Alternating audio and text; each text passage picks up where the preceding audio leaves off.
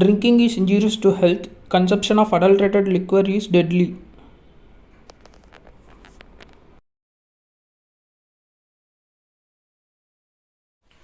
இன்னைக்கு தேதி 20 June 3:30 PM afternoon பேசிட்டு இருக்கேன். இந்த டைம்ல இது வரைக்கும் 39 பேர் இறந்திருக்காங்க கள்ளக்குறிச்சி மாவட்டத்துல கள்ளச்சாராயம் குடிச்சு. 39 பேர் பலி எண்ணிக்கைங்கிறது சாதாரண காரியம் கிடையாது. இதே ஊர்ல 2 வருஷத்துக்கு முன்னாடி ஸ்ரீமதின்னு ஒரு பொண்ணு சூசைட் பண்ணிக்கிட்டாங்க அப்படின்னு ஒரு பெரிய கேஸ் ஆச்சு.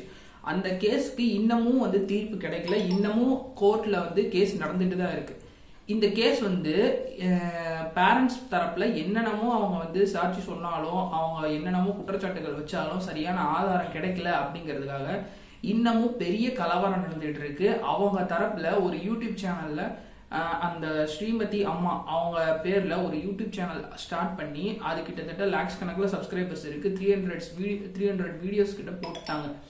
அவங்க டீட்டெயில்ஸ் எல்லாம் எதுவுமே மூவ் ஆகாம இருக்கிறதால அவங்களுக்கு இன்னமும் சரியான தீர்ப்பு இன்னமும் கிடைக்காம இருக்கிற இந்த டைம்ல 38 பேர் கள்ளச்சாராயத்தினால பலியாயிருக்காங்க இந்த கள்ளக்குறிச்சி மாவட்டத்துல. என்ன நடந்திருக்கு அப்படிங்கறத 1 by 1 பார்க்கலாம். ஹாய், நம்மளோட கொஸ்டின் என்னவா இருக்குன்னா, இவ்வளவு பெரிய பாதிப்பு நடந்திருக்கு, 38 பேர் செத்துருக்காங்க, இதுக்காக கவர்மெண்ட் தரப்புல இருந்து என்ன நடவடிக்கை எடுத்திருக்காங்க அப்படின்னு எல்லாரும் கேட்போம். அந்த மாவட்டத்தோட கலெக்டரே டிரான்ஸ்ஃபர் பண்ணியிருக்காங்க உடனடியா. அதே மாதிரி அந்த கள்ளக்குறிச்சி மாவட்டம் போலீஸ் எஸ்பி சமைசிங் மீனா அவரை தற்காலிகமாக டிஸ்மிஸ் பண்ணியிருக்காங்க. அதே மாதிரி புது எஸ்பியை மாற்றிருக்காங்க. மதுவிலக்கு அமலாக்க பிரிவு டிஎஸ்பி தமிழ்ச்செல்வன், இன்ஸ்பெக்டர் கவிதா, திருக்கோவிலூர் மதுவிலக்கு அமலாக்க பிரிவு இன்ஸ்பெக்டர் பாண்டிச்செல்வி, எஸ்ஐ பாரதி, அந்த பகுதியில் இருக்க இன்ஸ்பெக்டர் ஆனந்தன், சிவச்சந்திரன், போலீஸ் எழுத்தாளர் பாஸ்கரன், சிறப்பு SI Manoj, Tirukkoilur police DSP எல்லாருமே சஸ்பெண்ட் பண்ணியிருக்காங்க. இதுக்காக இதை நல்லா விசாரிச்சு என்ன உண்மை நடந்திருக்கு, இதை யார் விற்றாங்க, விற்றவங்க கூட இருக்கிற சம்மந்தப்பட்டவங்க யார், இது எல்லாத்தையுமே கண்டுபிடிச்சு சொல்லி மேலிடத்துக்கு உத்தரவு போட்டிருக்காங்க. அதே மாதிரி இந்த கேஸ் சிபிசிஐடிக்கு இப்போ மாற்றிருக்காங்க. சிபிசிஐடி இப்போ என்கொயரி பண்ணிட்டு இருக்காங்க. இதில் யாரெல்லாம் சம்மந்தப்பட்டிருக்காங்க அப்படின்னு சொல்லிட்டு விசாரிக்கிறதுக்கு சிபிசிஐடியில இருந்து இதில் என்கொயரி வரப்போம். நேற்று நைட்டு வரைக்கும் அப்டேட் படி 17 பேர் இறந்துருந்தாங்க. 70 பேர் கவலைக்கிடமாக இருந்தாங்க. ரொம்ப உயிருக்கு போராடிக்கிட்டு ரத்தம் எடுத்து கண்ணு தெரியாமல், காது கேட்காம, ஒரு வயிறு குமுட்டலோட இந்த மாதிரி பல பிரச்சனை உபாதைகளோட உயிருக்கு ஆபத்தான நிலைமையில 70 பேர் பக்கம் இருந்தாங்க. இத்தனை பேர் இறந்துருந்ததுனால கலெக்டர் என்கொயரி ப்ரெஸ் மீட் வச்சு என்ன ஏதுன்னு கேட்கும்போது அவர் என்ன சொல்லியிருக்காருன்னா, கள்ளச்சாராயத்துக்கும் இதுக்கும் சம்மந்தமே கிடையாது, கள்ளச்சாராய பாதிப்பு இதனால இறந்ததுக்கும் சம்மந்தமே கிடையாது அப்படின்னு சொன்னதுனால இமீடியட்டாக அவர் டிரான்ஸ்ஃபர் செய்யப்பட்டிருக்காரு. ப்ரெஸ் மீட்டில் இவர் என்ன ஏதுன்னு என்கொயரி பண்ணாமல் அட்லீஸ்ட் மினிமம் போஸ்ட்மார்ட்டம் பண்ணால் கூட என்ன உண்மை அப்படின்னு தெரிஞ்சுருக்கலாம். பட் என்ன போஸ்ட்மார்ட்டம் ரிப்போர்ட்னே வராமல், என்ன ஏதுன்னு தெரிஞ்சுக்காமல், அந்த ரிப்போர்ட்டை பார்க்காமே அவர் அவசரப்பட்டு இது கள்ளச்சாராயத்துக்கு இதுக்கு சம்மந்தமே கிடையாது அப்படின்னு சொன்னதுனால இமீடியட்டாக ட்ரான்ஸ்ஃபர் பண்ணிட்டாங்க. பட் இப்போ அப்டேட் இந்த நிமிஷத்தில் ஆஃப்டர்நூன் 3:30 ஆகுது, 20 ஜூன். இப்போ 39 பேர் பலியாகிட்டு இருக்காங்க.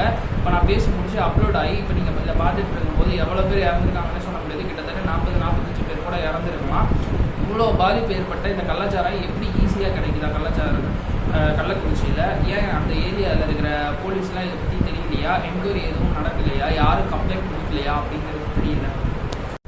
கள்ளக்குறிச்சி மாவட்டத்தில் கருணாபுரம் அப்படிங்கிற ஏரியாவில் ஃபஸ்ட்டு சுரேஷ் 46 வயசு இருக்கு. இவர் ஒரு மூட்டை தூக்குற ஒரு வேலை செய்கிறவர்.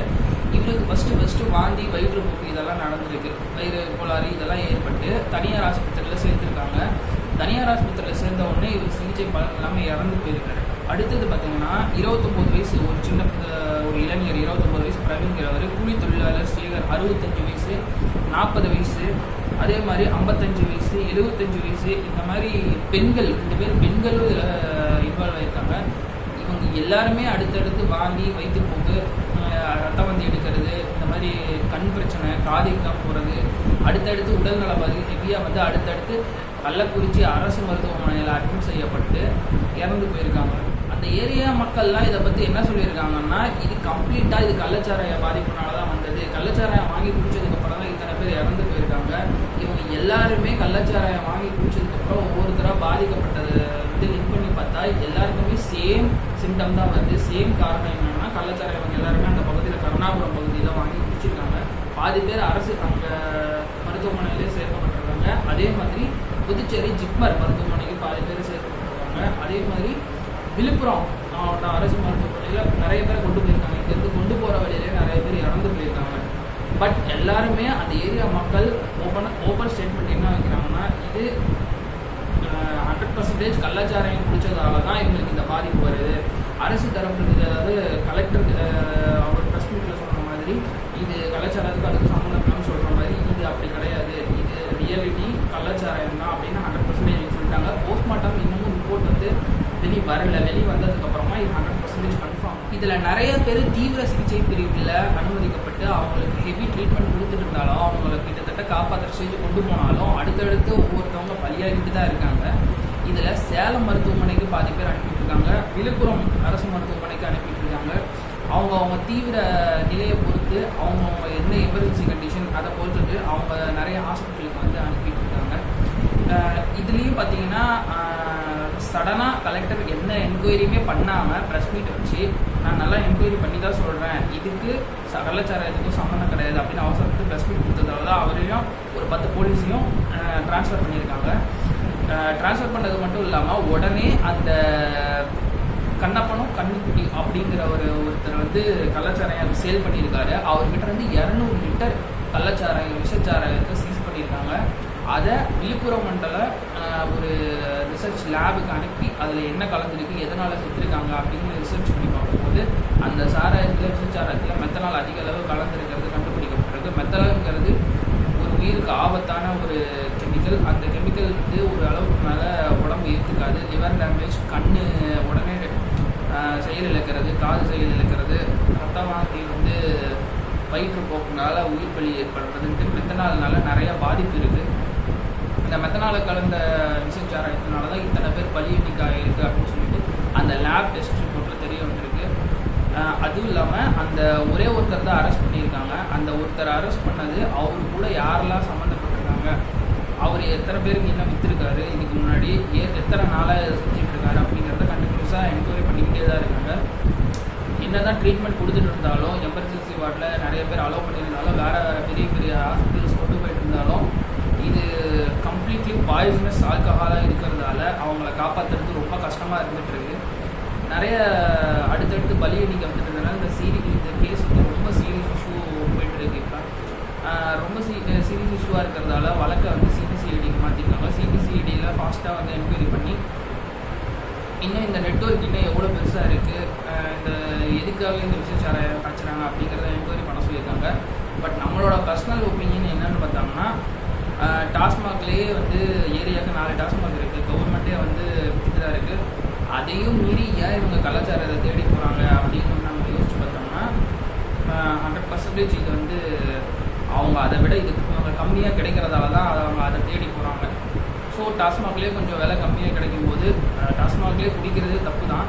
பட் இருந்தாலும் ஸ்டில் அவங்க நிறைய அடிக்ட்ஸ்லாம் இருக்காங்க, மனநோயாளிகள் நிறைய பேர் இருக்காங்க. மதுக்கு ரொம்ப அடிமையாகி மதுவே இல்லாமல் வாழ முடியாதுங்கிற ஸ்டேஜில் நிறைய பேர் இருக்காங்க. அதனால தான் இவங்க வந்து கலாச்சாரம் வரைக்கும் தேடி போய் உயிரை விட்டுருக்காங்க. அவங்களுக்கு ஒரு கம்மியான ஒரு ரேட்டில் கிடைச்சதுன்னா அவங்க இந்த மாதிரிலாம் தேடி போக மாட்டாங்க. பட் ஸ்டில் இந்த மாதிரி கள்ளச்சாராயம் காய்ச்சறது ரொம்ப ரொம்ப தப்பு, நம்ம சட்டமே சொல்லிட்டு இருக்கு. அதுக்கு கடுமையான தண்டனைகளும் இருக்குது நம்ம சட்டத்தில். சரி, ஓகே. இதுக்கப்புறம் நம்ம மக்கள்லாம் வந்து இதை பற்றி என்னென்ன சொல்லிட்டு இருக்காங்கன்னு நம்ம சில கமெண்ட் செக்ஷன்லாம் பார்ப்போம். பாதிக்கப்பட்டவர்களுக்கு முதல்வர் நிவாரண நிதியிலிருந்து ஒவ்வொருத்தருக்கும் பலியானவர்கள் சார்பாக 10 லட்சம் ரூபா கொடுக்கறதா சொல்லியிருக்காங்க. பட் 10 லட்சம் ரூபா கொடுத்தா அவங்க கொடுத்து போன உயிர் திரும்ப வருமா அப்படின்னு கேட்குறாங்க சில மக்கள். தமிழகம் முழுவதும் போராட்டம் நடத்துங்கள் எடப்பாடி அவர்களை, கண்ணீர் ஆட்சி. உடனே வந்துருவாங்க ஆட்சியை குறை சொல்றது. திமுக ஆட்சியை அகற்ற தமிழகம் முழுவதும் எடப்பாடியார் அவர்களை போராட்டம் நடத்துங்கள். புரட்சித் தலைவர் எம்ஜிஆரின் அன்பு தொண்டனின் கண்ணீர் முழுவதும் போராட்டம் நடத்துங்கள். ஒவ்வொரு குடும்பத்திற்கும் 1 கோடி ரூபாய் தர வேண்டும். கள்ளச்சாராய மரணத்திற்கு அரசாங்கம். புரட்சித் தமிழர் எடப்பாடியார் அவர்கள் தமிழகத்தினுடைய முதல்வராக வேண்டும், அதான் மக்களுடைய ஆசை. பதவி விலக வேண்டும் திமுக முதல்வர். ஏண்டா இதுக்காக எதுக்குடா சிஎம் வந்து பதவி விலகணும்? அதுக்காக தான் அமலாக்கப்பிரிவுத்துறை மதுவிலக்கத்துறை அப்படின்னு ஒரு துறையே இருக்குது. அதுக்கு ஒரு மினிஸ்டர் இருக்காரு, அந்தந்த ஏரியா கலெக்டர் இருக்காங்க, அந்த ஏரியாவுடைய டிஎஸ்பி இருக்காங்க, போலீஸ் இருக்காங்க, வருவாய்த்துறை இருக்குது. அந்த ஊரை பார்த்துக்கிறது இத்தனை பேர் இருக்காங்க, எல்லாத்துக்குமே சிஎம்ஏ வர முடியுமா? இது டிஎம்கேவாக இருந்தாலும் சரி, ஏடிஎம்கேவாக இருந்தாலும் சரி, இதுக்காக அவங்களுக்கு சப்போர்ட் பண்ணுறவங்க நம்ம சொல்ல தேவையில்ல. அதே மாதிரி அவங்க என்ன நடவடிக்கை எடுத்திருக்காங்கன்னா, இதுக்கு சம்மந்தப்பட்ட எல்லாத்தையுமே டிஸ்மிஸ் பண்ணியிருக்காங்க, சஸ்பெண்ட் பண்ணியிருக்காங்க, டிரான்ஸ்ஃபர் பண்ணியிருக்காங்க, சிபிசிஐடிக்கு வழக்கு மாற்றிருக்காங்க, என்கொயரி பண்ண சொல்லியிருக்காங்க, நிவாரண நிதி அறிவிச்சிருக்காங்க. பட் இந்த மாதிரி கமெண்ட்ஸ் எல்லாம் பார்க்கும்போது ஒரு அண்டர்ஸ்டாண்டிங் இல்லைன்னு. இது கமெண்ட் செக்ஷனில் பார்த்தோம்னா ஒரு மெச்சூரிட்டி கமெண்ட்ஸ் கூட நம்ம கிடைக்கல. கஞ்சாவால் சாகவில்லை என்பதை மகிழ்ச்சியாக கூறுவதில் பெருமை கொள்கிறது அரசு. 40க்கு 40 சந்தோஷம், மகிழ்ச்சி, எந்த கொம்பனும் குறை கூற முடியாத ஆட்சி, ஓட்டை போட்டிங்கல்ல, அனுபவிங்க, அண்ணாமலை ஒருவனே தீர்வு. வாட்? அண்ணாமலை ஒருவரே தீர்வா? இதுக்கும் ஆட்சி செய்கிறவங்களுக்கும் வந்து கம்ப்ளீட் சம்மந்தம் இருக்குது. அதாவது சிஎம் அங்கே இருக்காரு, சென்னையில் இருக்காரு, அங்கே இருந்துக்கிறவர் கள்ளக்குறிச்சியில் இருக்கிறவங்கள மேலதிகாரிகளை மட்டும்தானே கண்காணிக்க முடியும், கண்ட்ரோல் பண்ண முடியும். அப்போ இங்கே நடக்கிற தப்ப இங்கே இருக்கிற மேலதிகாரிகள் மட்டும்தானே, இங்கே இருக்கிற போலீஸ் அதிகாரிகள் தானே கவனித்து நம்ம வந்து செயல்படுத்த முடியும், ஒரு குற்றத்தை தடுக்க முடியும்.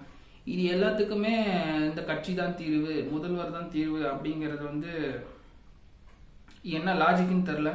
சிலிண்டர் வெடி விபத்து போல் செய்தி சித்தரிக்க முயலும் திமுக மாடல். 40க்கு 40 கொடுத்த மக்கள்.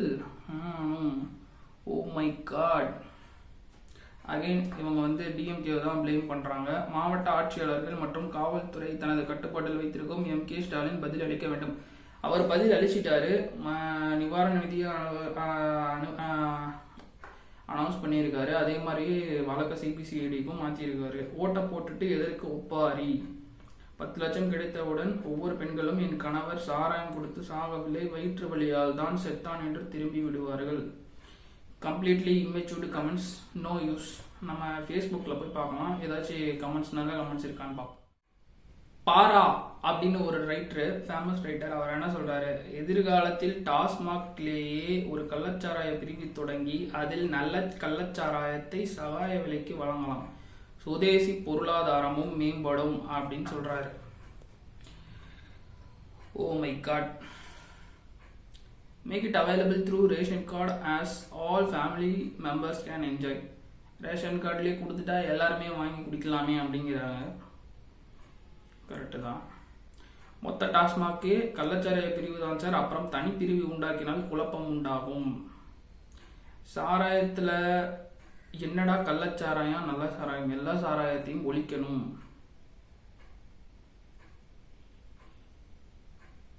அந்த கான்ட்ராக்டையும் கட்சிக்காரர்களுக்கு கொடுக்க வேண்டுமா கேட்டுக்கொண்டு. ஓகே, இது என்னடா புதுசா இருக்கு, சூர்யாவை பிளேம் பண்ணிட்டு இருக்கீங்க. கள்ளச்சாராயம் குடித்து 36 பேர் இதுவரை இறந்துள்ளனர். ஆனால் சூர்யா இதுவரை திமுகவிற்கு எதிராக குரல் கொடுக்கவில்லை. ஆனால் அதிமுக ஆட்சியில் அனைத்திற்கும் எதிராக குரல் கொடுத்தார். அப்படியா? ஓகே.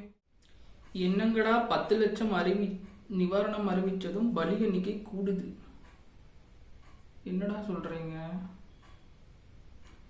சாராயம் குடித்து கணவன் சாகிறான், கஞ்சா இழுத்து மகன் சாகப் போகிறான். மகளோ கஞ்சா குடிக்கிகளிடம் உயிர் பிழைத்தால் அதிர்ஷ்டம்தான். சமீப காலத்தில் போதைப் பொருள் மிகச் சுலபமாக கிடைக்கிறது. அரசு வேறு வேலைகளில் மூலமாக இருக்கிறது. எதிர்கால சந்ததிகள் ஆகிய மக்கள் நலனில் கவனம் செலுத்தவும்.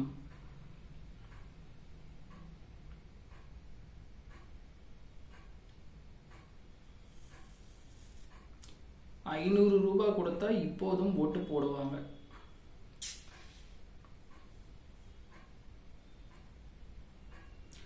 நாற்பது வருஷமா இதைத்தானே கத்திக்கிட்டு இருக்கோம். யாராவது காதுல வாங்கினீங்களா? இன்னைக்கு சாவு பார்த்த பின்னாடி தானே புத்தி வருது.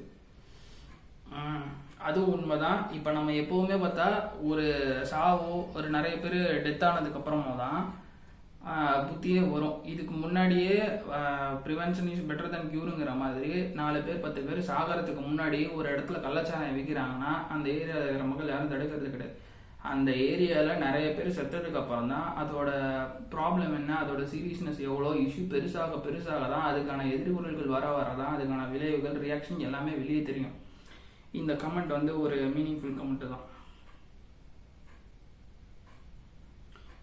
ஒன்றும் இல்லை, 1 மாதம் கழிச்சு தேர்தல் வருது. வாக்காளர் உரிமை தொகை ஒரு 1000 கொடுத்தா போதும், மறுபடியும் இவர்களுக்கே ஓட்டு போடுவாங்க. மறுபடியும் காசு கொடுத்தா மறுபடியும் ஓட்டு போடுவாங்க, போடத்தான் செய்வாங்க. பட் இவங்களுக்கு இருக்கிற அவேர்னஸ், அந்த ஓட்டு பணம் வாங்கினா ஓட்டு போடணும் அப்படிங்கிறது வந்து அவங்களோட அறியாமை. அவங்க அது தப்பு செய்யறாங்கிறதுக்காக நம்ம இந்த டைம்ல அவங்க செத்துட்டு இருக்க டைம்ல இதெல்லாம் குத்தி காட்டிட்டு இருக்க வேண்டாம். ஓகே.